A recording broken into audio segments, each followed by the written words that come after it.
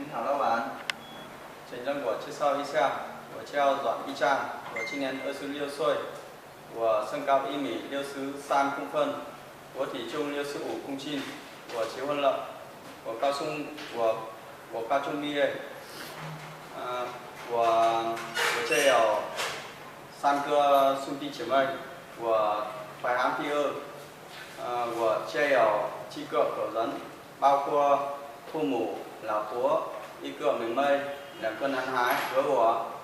我要去台湾工作赚钱，帮忙家庭，请您多多帮忙，谢谢。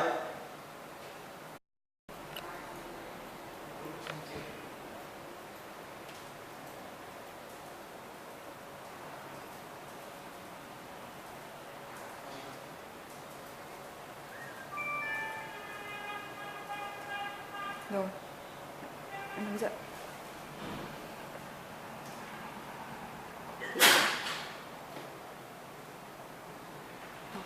Cúi đầu chào. Cúi đầu chào. 谢谢。